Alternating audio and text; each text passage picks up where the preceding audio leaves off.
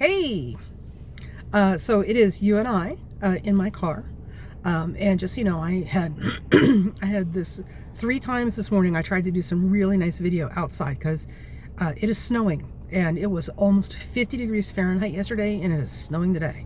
Welcome to the eclipse. So, and of course that just failed ridiculously. Like, technology is not my friend this morning. And then I was going to go home and do it on the computer, and then I was just like, oh my God, I've got to do it now, I've got to do it now. The problem with inspiration is that you literally have to act on it when you're feeling it, or you lose the moment, right? So, this very short video is going to be about the lunar eclipse that we're having tomorrow, assuming I can get it up today on the channel. So I am a little late to this party, and I apologize, and I will be completely honest. I am late to this party because, well, frankly, I've been lazy and waiting for other people to do something interesting about it that really worked for me, so that I did not have to look up the chart for myself, not to do a broadcast with, but just for my own edification. And there is nothing wrong with the astrologers out there. They're all phenomenally good in their own rights, but it's kind of like when you're hungry for something and you don't know what it is, and you're just looking, and you're not finding it. So it's kind of been the same thing with the eclipse. I've been literally scouring the internet looking for something on this eclipse coming up that really resonated for me, and I wasn't finding it. And then I just finally broke down and just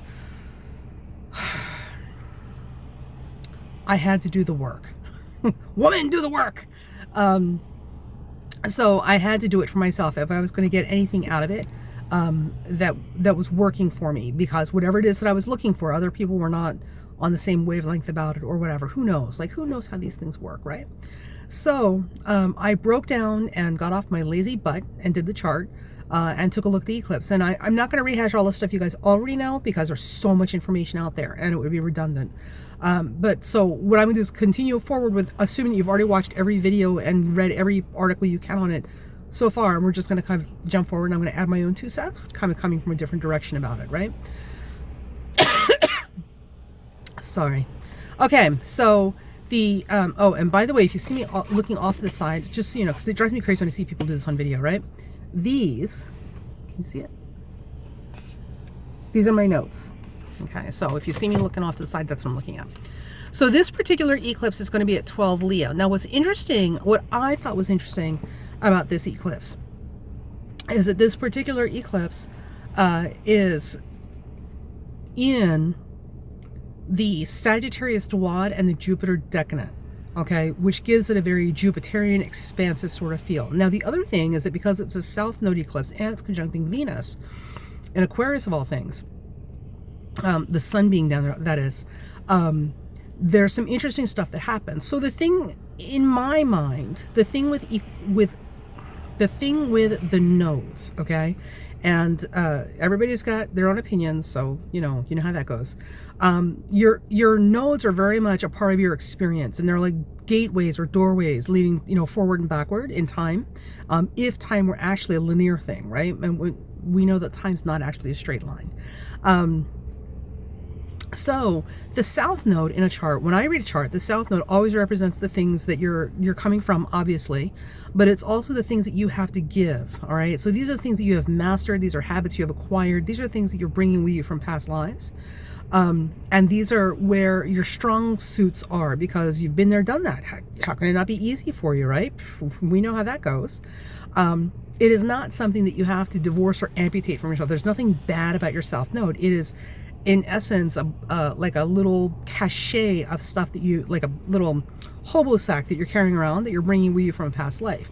The South Node gets tricky, however, because it's very familiar to us. So we've been there, done that. It's very easy, and it's very easy to get comfortable living in the past. It's kind of like, this is why you can never really go home to your parents' house, because you've been there, you've done that, and you're supposed to grow up and move on and become an adult and have your own house and start your own life and your own future, which is a little difficult to do when you're living in the past. So when we are stuck in our South Node, which is very easy to do, it's very easy for us to get stuck in ruts, and also to not meet the whole purpose of being here, which is to evolve and to become our next best version of ourselves moving forward in the future. But the upside of this is that it is a point of generosity. This is where we have things to share. So the sun and Venus in the South Node as part of this eclipse indicates that there's something here that we have to give, all of us as a whole and individually as well. But it's a point of expression where we can give from somewhere deep inside of us that comes from previous experiences, previous lifetimes, previous incarnations. And in the sign of Aquarius, one would describe it probably as humanitarian things. So the ability to rise above personal petty concerns and see the bigger picture, the desire to love humanity as a whole, to see all people as related to you intrinsically. These are very Aquarian things. Community is a big word with Aquarius, or the sign Aquarius. So the South Node, the Sun, and Venus, all in the South Node in Aquarius, has a lot to do with coming from a place of humanitarian vision and also community. You know, the global community. I know some of you hate that we're global, but it's true. You know, it's about the mankind at large as part of our community. You know, we all live in the community. Some of us just live in smaller neighborhoods than others. So I thought that was very interesting because the moon and the North Node up there at the top chart, the moon in particular, sits in a very Jupiterian degree, right? And Jupiter is all about expansion and generosity and benevolence, you know, and giving more and taking care of people and seeing the best possible outcomes and optimism, you know, in people and situations. So it's a very Jupiterian thing. So this eclipse is pushing, or demanding of us to recognize the good, the inherent good in people and situations, and to find a way to meet communal or humanitarian visions and ideals. It's about giving to others so that we can gain for ourselves. Okay. Also, with that, Leo, the thing about Leo I would like to remind people of is that Leo is the sign of the king. And this is not king like, oh, you know, the royal we have decreed that thou shalt genuflect before me. It's not like that. It's not, you know, Leo is not the sign of the king coming from an ego place.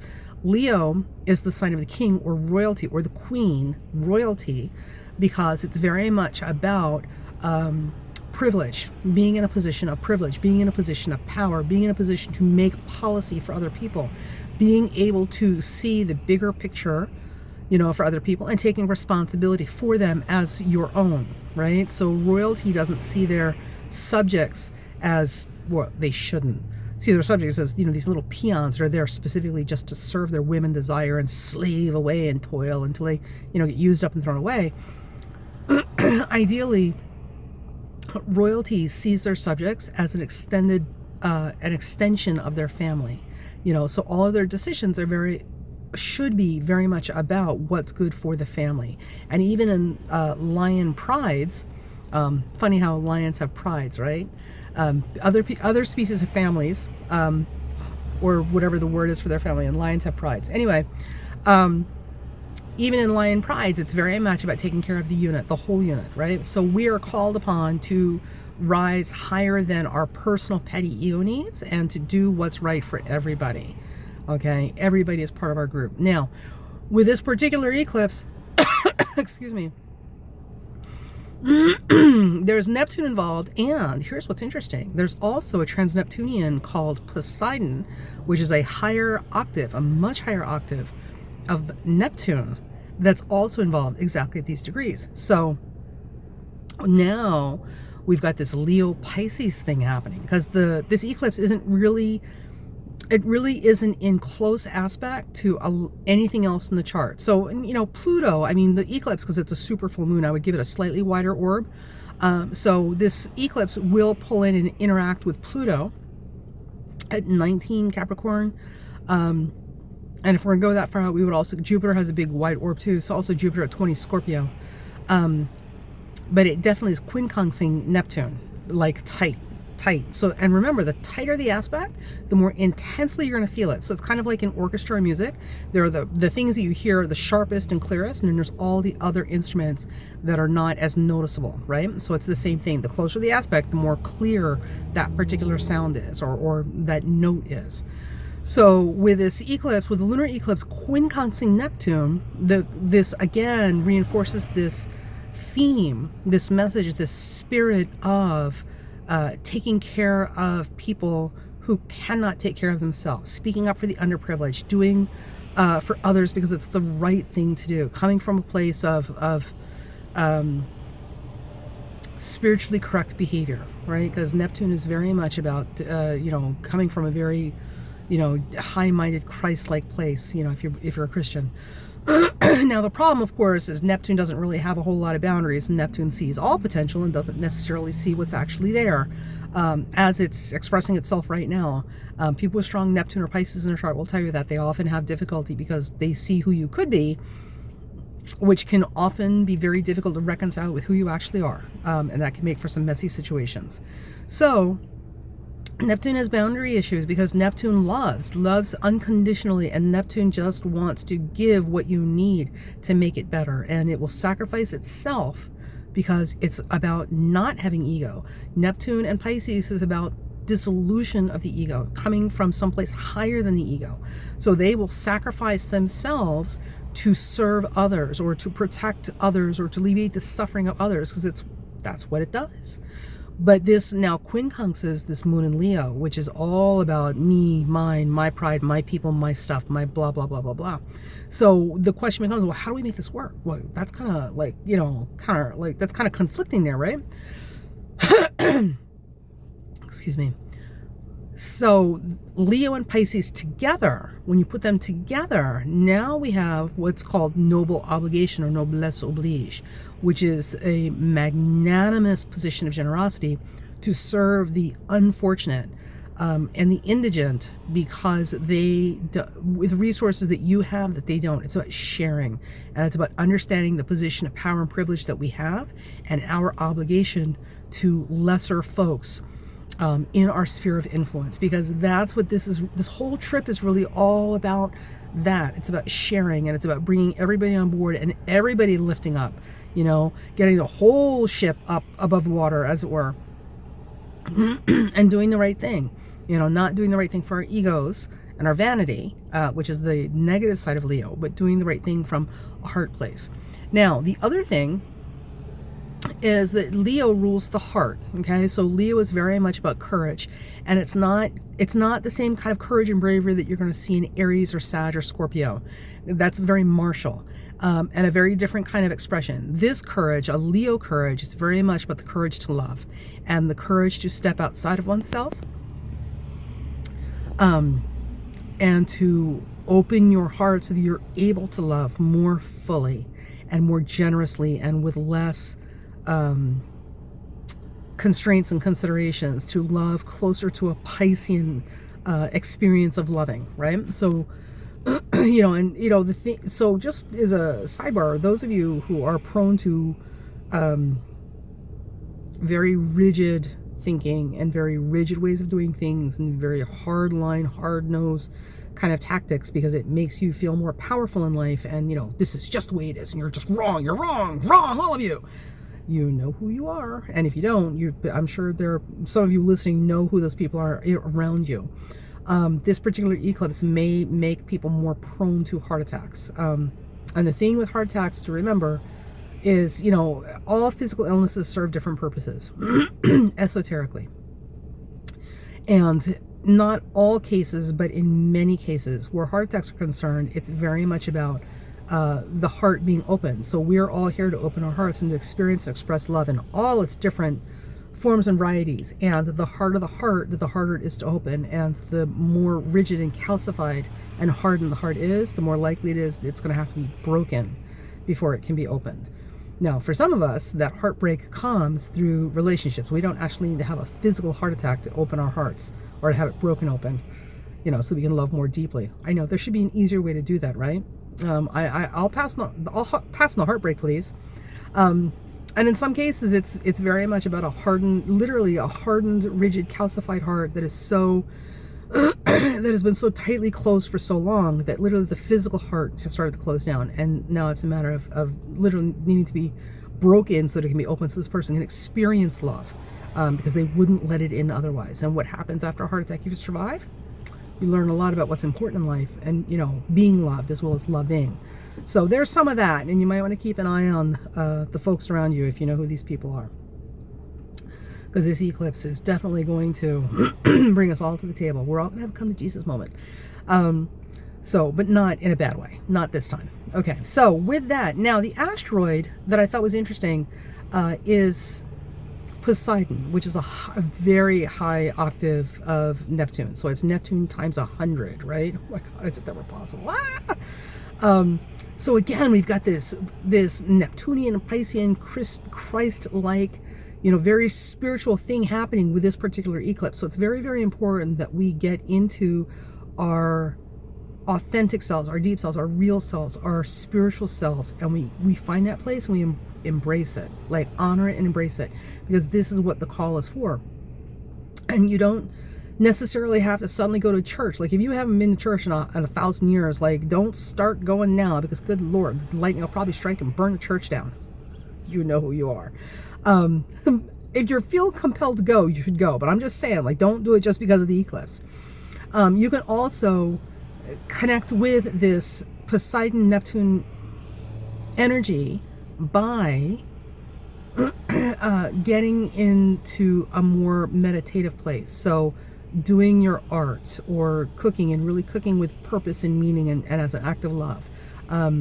Being creative, spending time with your children, playing, napping, listening to music, whatever it is that allows you to get up out of the physical stuff, the gris-gris of reality, and get to that higher place where you're open and you're receptive and you're allowing yourself space to be inspired.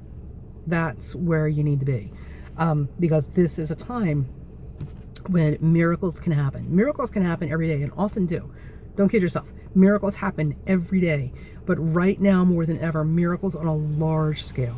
Remember, this is not about us individually. This is about the whole pride.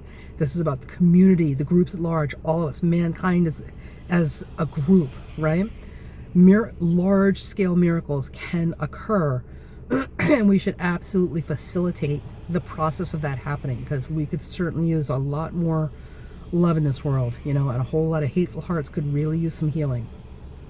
So there's that. The other thing that's interesting about this particular eclipse is that excuse me, that trans-Neptunian Poseidon is also going to be conjunct, are you ready for this? This is great. It's also going to be conjunct the Sun-Moon midpoint, which will fall at 11 Scorpio. Poseidon is at 13 Scorpio.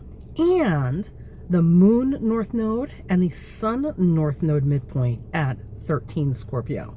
So Poseidon plays a huge role in this particular eclipse and will be very, very active. And again, Poseidon is very much about the higher realms and the super Neptune. Oh my God, right? Neptune on, I don't know, on Ayushka? I don't know. So it's very much, there's a strong Piscean, well, not Piscean, but there's a very strong Neptunian theme with this eclipse, and it's a positive message because Leo is involved and Aquarius. So this is very much about coming from a heart place, right? And finding the courage to love and let your heart open and to get beyond the immediate boundaries and restrictions, because what we see here is nothing. This is just details, right? So the other thing is this particular eclipse, the moon, that Moon North Node eclipse, will be quincunxing, which effectively, if we use wide orbs, sets up a yod, or the finger of God. The finger of God is pointing at you to Neptune and Pluto. And again, it's the same thing. This is large scale, large groups of people, nations, continents, humanity as a whole. This is all of us. So really rising to the challenge of being the better person, and allowing yourself to have that moment of divine inspiration where you really get it. Without the drugs, folks, without the drugs. This is what this eclipse is about. And when we activate that, when we get into that space, we create an opening for it to manifest its most positive expressions as even more. So large scale miracles are possible now. Okay, all we have to do, literally all we have to do, is drop into that space where we're open to divine inspiration. And it doesn't matter if you're sitting down with a coloring book or you're playing a ukulele in the garage, or you're out I don't know, like working on your carburetor in the car and just admiring it for the marvel of engineering and mechanical art that it is. You know, whatever it is that allows you to get into that space where you're open, you know, you're open and appreciating. That's where you want to be. And remember, this particular eclipse is very much about, remember these words. This is very important, because this is also the keywords for that 29 Leo eclipse, the Regalis. Okay, noblesse oblige, noble obligation. When you are called upon to act from your position and privilege, and you may not think you have any, but you know, listen, we all know the story. Eat your vegetables. There are kids in another country that are starving to death that would love to have what you're throwing away, right? Even though we don't see the power and privilege that we have in our positions, there's somebody, always somebody, who has even less that would benefit a lot, you know, if we would take the time to do one small thing, you know, to help lift them up out of their misery or their condition or something. Give them something to help them get up. Okay, this is not about denying people and making people, you know, get up. Pull yourself up by your bootstraps. What a fantasy, right? Everything we do in life, we do with the cooperation and assistance of other people. Anybody who tells you that they did it all themselves, they're foolish, they're a liar, and they're totally discounting and literally dismissing all the efforts of every single person around them up until that point that has helped them get there. Nobody gets through this life alone, and nobody becomes a success without the assistance and cooperation of key people along the way. Anybody who says otherwise is literally an egomaniac who's lying to themselves and are lying to you. And worse, they're not even appreciating all the people who helped them along the way. And that's the most horrible thing of all. And that's not what Leo is about. And this particular Leo eclipse, when we talk about noblesse oblige, that's what we're talking about. Wherever you're at right now, you have something to offer that will help assist, support, protect, or improve the condition of somebody else. And it literally could be something as small as giving somebody lunch, you know, or a pair of mittens, you know, or a kind word, or standing up for somebody in a public bus, you know, that's too afraid to speak up for themselves because somebody is way out of line harassing them. You have the power, and you're probably in a seat of privilege to do something for somebody, but you have to recognize that. To not recognize that in your life is to literally spit in the face of every single person who has assisted in your progress to get you where you are now. So if you're not sleeping in a gutter, literally without a home or a family and no food and no way of improving your life, if you're not in that condition, you're doing okay. And many people along the way have helped you get there. And the most important thing is you recognize that and appreciate that and show gratitude for that. And you do that by understanding that you are and have a position of privilege and power. And we pass it along. We pay it forward. Okay? This is not the same thing as supporting somebody for the rest of your life. I mean, obviously, if you feel like you need to do that, then you go right ahead. But it's also not about denying things to people. You know, this whole, people have just gotten way, way out of line and totally misinterpreted this whole tough love thing. And they really suck at it. Most of the time when people talk about tough love, oh yeah, suck it up, buttercup. It's not tough love. It's them being lazy. Like literally, they just don't want to have to do the work. So it's a cop out. But that's a whole other conversation. Okay, so back to the eclipse. So with this eclipse, that's what we're talking about. Now, on a smaller scale, oh, right. So if we're using large orbs and we're pulling in that Pluto, we're also probably going to use a large orb and pull in that Jupiter. Now, I don't technically like to use large orbs. I like my orbs nice and tight with everything, because you start using large orbs, you're just getting sloppy and messy and lazy. And Jesus, at that point, you're not making any distinctions between this, that, or the other thing. It's just, I don't like large sloppy orbs. Not in my astrology. Tight and exact, you know, said the Virgo. I'm not a Virgo, by the way. I'm just saying. Anyway, so if we're going to use large orbs, and we can in this case, it's a stretch, but we could do it because Jupiter has a pretty large orb too. This eclipse will activate Jupiter by square. Remember, squares mean action because squares exaggerate or magnify things, right? So again, because this eclipse falls in a Sagittarius dot and a Jupiter decanate, and if we use a large orb for both of them because there's a super full moon and it's Jupiter, wow, now we've got double Jupiter emphasis, right? Because the square exaggerates or magnifies, even though it's a square, which can be problematic depending on how you're reading chart and what purpose this aspect is serving. In this particular case, what it's doing is magnifying, right? Magnifying. And with all that Jupiterian energy in the Dwat Decanate, this further emphasizes that Jupiterian, noble obligation, noblesse oblige, that sense of generosity and taking care of the unfortunate and doing the right thing by people, not because they're deserving, but because you can. Because you have that power and you have that ability. This is what this is about. This is about coming up out of the muck and the mire and getting above the damn swamp line, right? And being something other than a reptile who's only interested in how this serves it, right? We're not lizards. We're not reptiles. We're not alligators in the swamp, whose only and primary concern is, hey, what's in it for me? Well, I don't know, maybe some people are, but I have confidence and optimism that is not you. So these are the themes that are going through it over and over and over again. So when we look at this in our own chart, now we're going to wrap up here. So when we look at this in our own chart, we're like, oh my God, but what does it mean? Two things. If you have planets anywhere near 12 degrees in the fixed signs, right? So Scorpio, Taurus, Aquarius, or Leo, you're really getting it. Okay. You're feeling it. And there's a call to action that is occurring that is very much about your heart being open and also your life being open so that you can move forward in a huge way, okay, to be the next best, better version of yourself. That's really what this is all about. The next best, better, loving version of yourself. If you have planets at 12 degrees in any other sign, okay, you're also feeling it, but it's going to be a little weird. So you're going to feel it a little bit differently depending on. And this is where it's tricky in this way. You got to see an astrologer or figure it out if you know astrology, right? Depending on which planet is involved. Now, and the thing with 12 degrees, I would give it a 4-degree orb back or forth. So anywhere from 16 to like 8 or 9, right?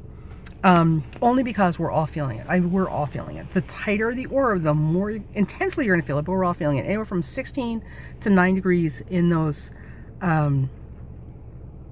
fixed signs, right? Now, if you have planets between 9 and 16 degrees in the fire signs, you will also be feeling this eclipse, but it will be much easier for you, and certainly much nicer, and will probably bring some nice surprises in your life. So, because remember, miracles abound.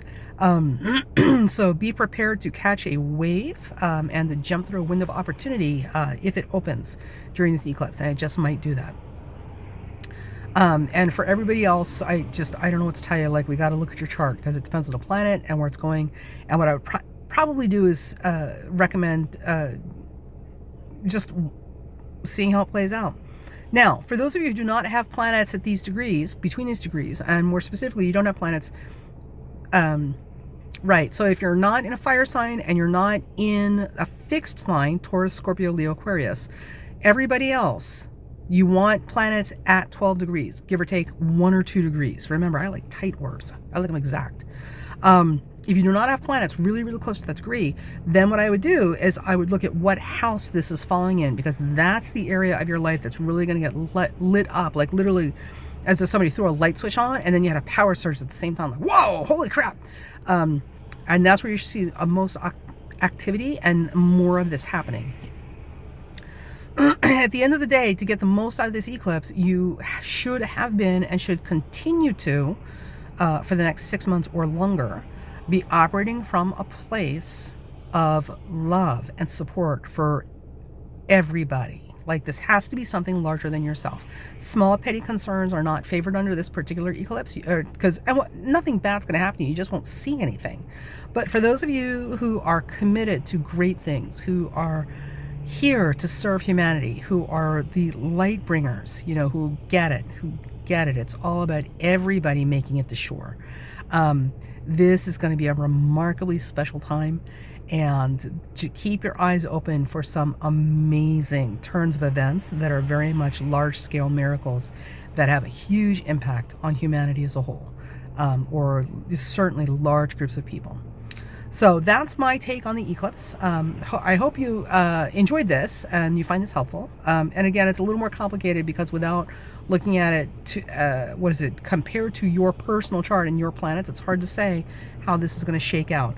But the themes are still there. And if you're operating on that wavelength, you're going to find that this eclipse brings you some amazing stuff, because that's really what this is about. And that's it. Okay, so that's it for today's lunar eclipse, super full moon, blue moon mini report from my car. Very unexpected places. And if you have any questions, put them in the comment section. I will try to answer them. And I guess that's it. I have just a couple of announcements now that we're here at the end. So, you know, I have like 3 or 4 videos that are backlogged and on tap. I will get them out to you as quickly as possible. I apologize. Just so you know, in case you're wondering, and those of you who are looking for a reading, you should know I work for a living because I don't live in a country where we have socialized medicine and no one supports me. So for me to have medical coverage, I actually have to hold down a job. So I'm doing all of this around a work schedule. So bear with me, be patient with me. Understand this stuff is not overnight. Like can't snap my fingers and make it happen. I'm not there yet. I don't have that kind of luxury of time. My privileges and power are in different ways. So I've got more videos on tap. They're coming. If you want or would like a reading, there will be a link below. There are some things you should know before you get the reading. So I would advise you to probably look at that first. Give me about a week or 2 weeks turnaround time to get back to you. I will respond immediately. You know, I received the request, but it'll take me a little bit to get back to you and actually do the reading. And I think that's it. So I'm going to cut this off here. I will be back shortly. I've got more stuff to give you. And we're going to be doing business charts, the astrology of a business, and Amazon. Oh, right. Which reminds me, in case you missed the news, in the news today, what an eclipse, right? It's snowing. After being almost 50 degrees Fahrenheit yesterday. And in the news, apparently, Jeff Bezos of Amazon and Warren Buffett, I believe, and I think one of the big banks, I think it may be Chase. I don't have it in front of me. The 3 people that run those things have all come together, and they're looking at putting together their own. Oh, this is exciting! They're putting together their own insurance program for their employees to try and improve the quality of insurance, or the quality of medical care and delivery for people. That's not, here's the thing, right? That's not driven by profit. Oh my God, huge stuff. And they, they're going to get a lot of pushback, because whether you guys are aware of it or not, one of the reasons your insurance rates are so jacked up all the time, at least here in the United States, they're so jacked up all the time. And just, oh my God, the nightmare that insurance is, medical and car, is because there are people who own stocks in those companies and they make a profit. They make a profit off those companies. They have no vested interest in running this to your benefit if they can make a profit. And if you're driven by profit, everything's about cutting costs so you can